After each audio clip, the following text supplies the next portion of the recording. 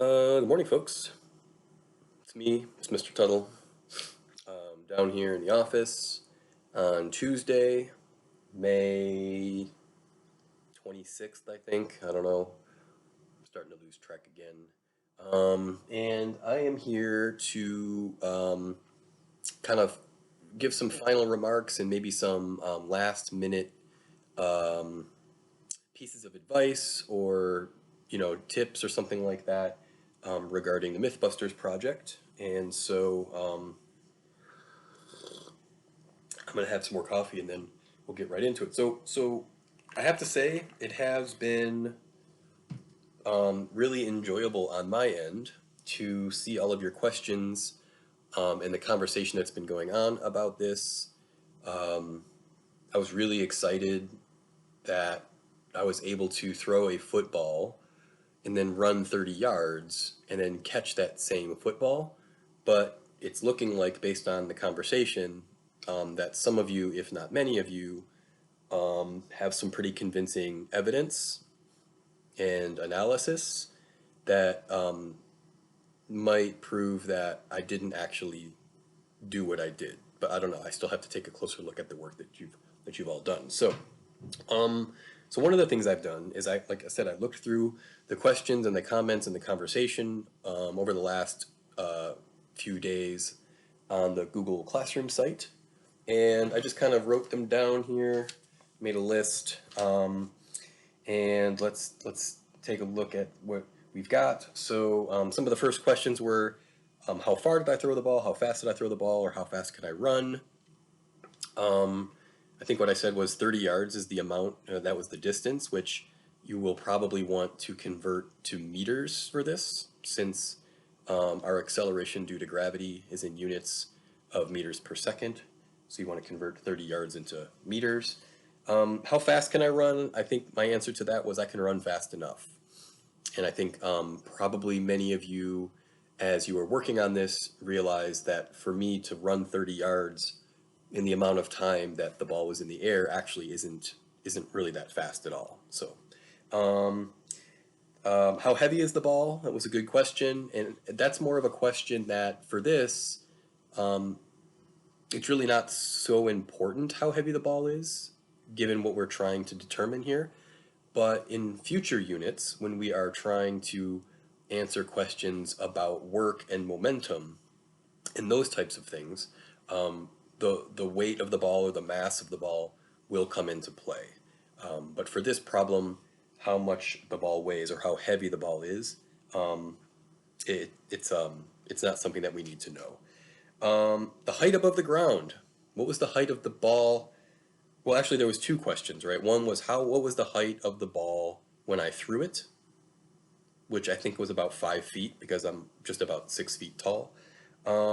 And then the other question was, what is the maximum height that the ball reaches? And I said, well, that's for you to figure out. I'm not gonna give that away because that is something you can calculate, and I'll do a demonstration of that calculation in just a minute. Why wasn't I wearing shoes? Great question. I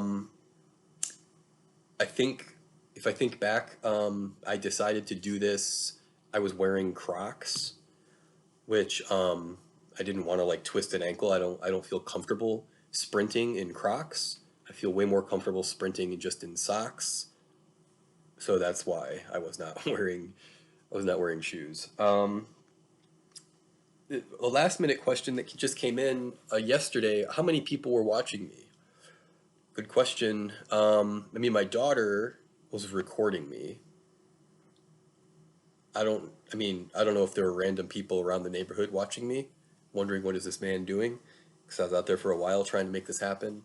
So I'm not sure how many people were watching. Okay, so that was kind of the summary of questions from the first day.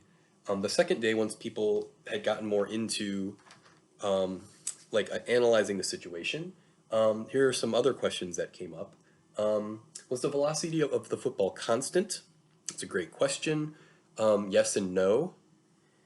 As we've talked about, the horizontal velocity, when an object is in projectile motion, the horizontal velocity is constant. while the vertical velocity is not. The vertical velocity is accelerated at a constant rate of 9.8 meters per second, right? So, so the velocity of the football is constant horizontally but not vertically. The acceleration we can assume is always going to be constant in the vertical direction, because we're not taking into account like wind resistance and all of these other things that can make things more complicated. Was there a helicopter involved? Great question. I don't think so. I don't think I have access to a helicopter, nor do I have friends with access to a helicopter. That would be cool. But yes, thinking outside the box, that's fantastic. How many footballs do I own? Not sure why you're asking that question. Moving on. What was the angle of the ball? Okay, so that's something also like that. We'll go through a quick example. That is something that you can figure out based on the information in the video. Question about if the ball is moving down, isn't the velocity negative? And that is correct. So, a lot of times what I'll be talking about here is the speed of the ball, which is just like the magnitude of the velocity. So, but yes, it is important to note that when the ball is moving up, the velocity is positive, and when the ball is moving down, the velocity is negative. Okay. Okay, there was another great question. Can we assume that the path of the ball is a parabola? And absolutely, yes. Anytime we're talking about projectile motion, we can assume, like it is the case, that the path of the object in that trajectory is a parabola, okay, which is really important, and we can use that in lots of ways. Let's see. What was this one? How to tell once something isn't. Oh, once we do our calculations, once we feel like we have the correct numbers, how do we tell if it's fake or not, right?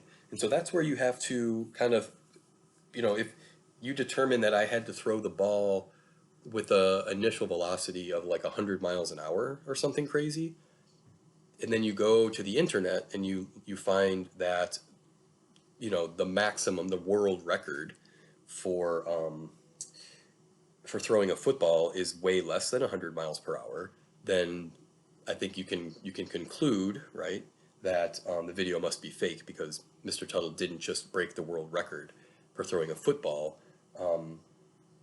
So that's how you would do it. You just have to kind of do some research to find out what is reasonable, right?